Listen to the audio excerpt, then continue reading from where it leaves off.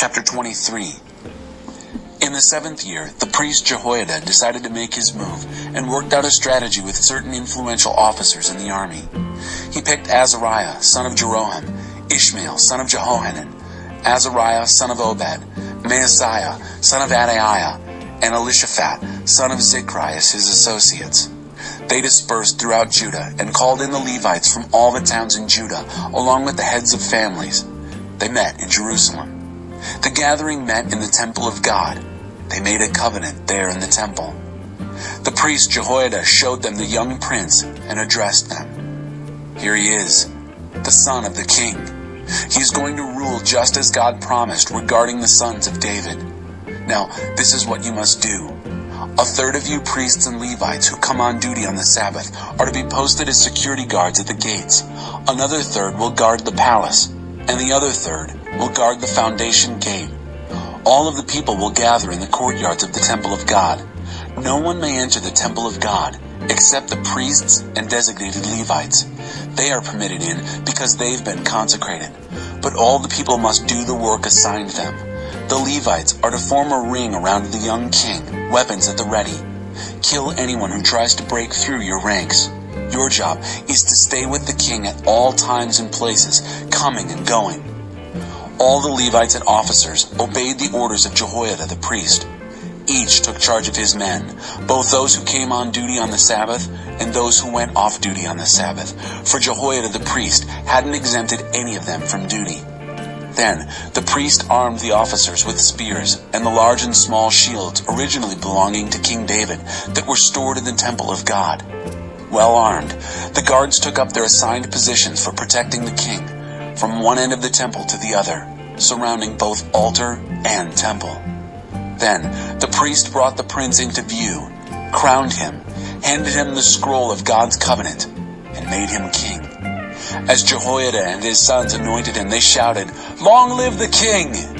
Athaliah, hearing all the commotion, the people running around and praising the king, came to the temple to see what was going on. Astonished, she saw the young king standing at the entrance, flanked by the captains and heralds, with everybody beside themselves with joy, trumpets blaring, the choir and orchestra leading the praise. Athaliah ripped her robes in dismay and shouted, "Treason! Treason!" Jehoiada the priest ordered the military officers, "Drag her outside and kill anyone who tries to follow her." The priest had said, "Don't kill her inside the temple of God." So they dragged her out to the palace's horse corral, and there they killed her. Jehoiada now made a covenant between himself and the king and the people.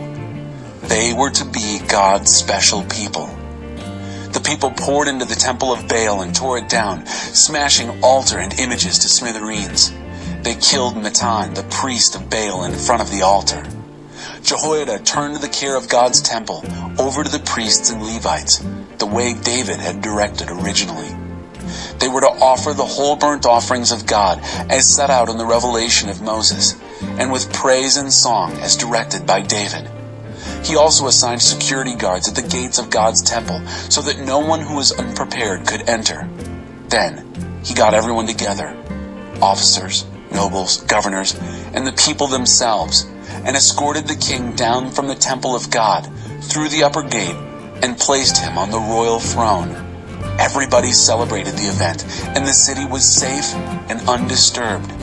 Athaliah had been killed. No more Athaliah terror.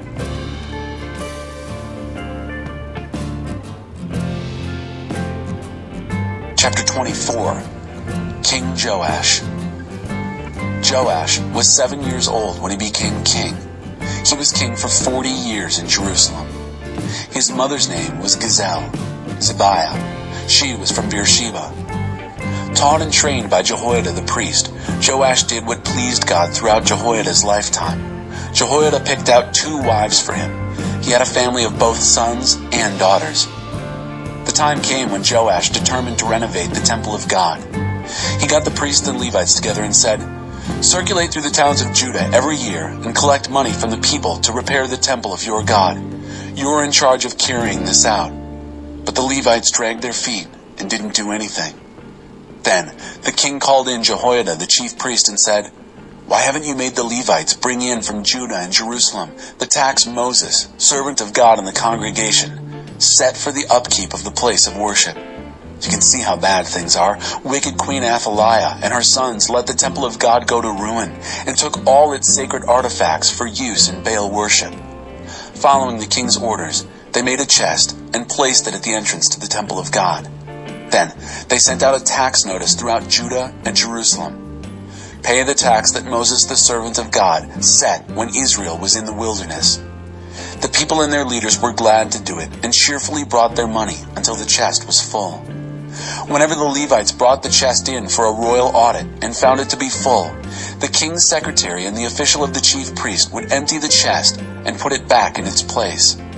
Day after day they did this and collected a lot of money. The king and Jehoiada gave the money to the managers of the temple project. They in turn paid the masons and carpenters for the repair work on the temple of God. The construction workers kept at their jobs steadily until the restoration was complete. The house of God as good as new. When they had finished the work, they returned the surplus money to the king and Jehoiada, who used the money for making sacred vessels for temple worship, vessels for the daily worship, for the whole burnt offerings, bowls, and other gold and silver liturgical artifacts. Whole burnt offerings were made regularly in the temple of God throughout Jehoiada's lifetime. He died at a ripe old age, 130 years old. They buried him in the royal cemetery because he had such a distinguished life of service to Israel and God and God's temple. But after the death of Jehoiada, things fell apart. The leaders of Judah made a formal presentation to the king, and he went along with them. Things went from bad to worse. They deserted the temple of God and took up with the cult of sex goddesses. An angry cloud hovered over Judah and Jerusalem because of this sin. God sent prophets to straighten them out, warning of judgment. But nobody paid attention. Then the Spirit of God moved Zechariah, son of Jehoiada the priest, to speak up. God's word. Why have you deliberately walked away from God's commandments? You can't live this way. If you walk out on God, He'll walk out on you. But they worked out a plot against Zechariah, and with the complicity of the king, he actually gave the order. They murdered him, pelting him with rocks right in the court of the temple of God. That's the thanks King Joash showed the loyal Jehoiada, the priest who had made him king. He murdered Jehoiada's son. Zechariah's last words were, "Look, God, make them pay for this." A year or so later, Aramean troops attacked Joash. They invaded Judah and Jerusalem, massacred the leaders, and shipped all their plunder back to the king in Damascus. The Aramean army was quite small, but God used them to wipe out Joash's large army, their punishment for deserting God, the God of their ancestors. Arameans implemented God's judgment against Joash. They left Joash badly wounded, and his own servants finished him off. It was a palace conspiracy, avenging the murder of the son of Jehoiada the priest. They killed him in his bed. Afterward, they buried him in the city of David, but he was not honored with a grave in the royal cemetery. The temple conspirators were Zabad, whose mother was Shemeath from Ammon, and Jehozabad, whose mother was Shimrith from Moab. The story of his sons, the many sermons preached to Joash, and the account of his repairs on the temple of God can be found contained in the commentary on the royal history. Amaziah, Joash's son, was the next king. Chapter 25. King Amaziah. Amaziah was 25 years old when he became king and reigned 29 years in Jerusalem. His mother was Jehoiadan from Jerusalem. He lived well before God, doing the right thing for the most part. But he wasn't wholeheartedly devoted to God. When he had the affairs of the kingdom well in hand, he executed the palace guard who had assassinated his father, the king. But he didn't kill the sons of the assassins. He was mindful of what God commanded in the revelation of Moses, that parents shouldn't be executed for their children's sins, nor children for their parents. We each pay personally for our sins. Amaziah organized Judah and sorted out Judah and Benjamin by families and by military units. Men 20 years and older had to register. They ended up with 300,000 judged capable of military service. In addition, he hired 100,000 soldiers from Israel in the north at a cost of about 4.5 tons of silver. A holy man showed up and said, "No, O king, don't let those northern Israelite soldiers into your army. God is not on their side, nor with any of the Ephraimites. Instead, you go by yourself and be strong. God and God only has the power to help or hurt your cause." But Amaziah said to the holy man, "But what about all this money? These tons of silver I have already paid out to hire these men." "God's help is worth far more to you than that," said the holy man. So Amaziah fired the soldiers he had hired from the north and sent them home. They were very angry at losing their jobs and went home seething. But Amaziah was optimistic. He led his troops into the Valley of Salt and killed 10,000 men of Seir. They took another 10,000 as prisoners, led them to the top of the rock, and pushed them off a cliff. They all died in the fall, smashed on the rocks. But the troops Amaziah had dismissed from his army, angry over their lost opportunity for plunder, rampaged through the towns of Judah all the way from Samaria to Beth Horon, killing 3,000 people and taking much plunder. On his return from the destruction of the Edomites, Amaziah brought back the gods of the men of Seir and installed them as his own gods, worshiping them and burning incense to them. That ignited God's anger, a fiery blast of God's wrath put into words by a God-sent prophet. "What is this? Why on earth would you pray to inferior gods who couldn't so much as help their own people from you? God's weaker than Amaziah." Amaziah interrupted them. "Did I ask for your opinion? Shut up or get thrown out." The prophet quit speaking, but not before he got in one last word. "I have it on good authority. God has made up his mind to throw you out because of what you've done and because you wouldn't listen to me." One day, Amaziah sent envoys to Jehoash, son of Jehoahaz, the son of Jehu, king of Israel, challenging him to a fight. "Come and meet with me, I dare you. Let's have it out face to face." Jehoash, king of Israel, replied to Amaziah, king of Judah, "One day a thistle in Lebanon sent word to a cedar in Lebanon, 'Give your daughter to my son in marriage.'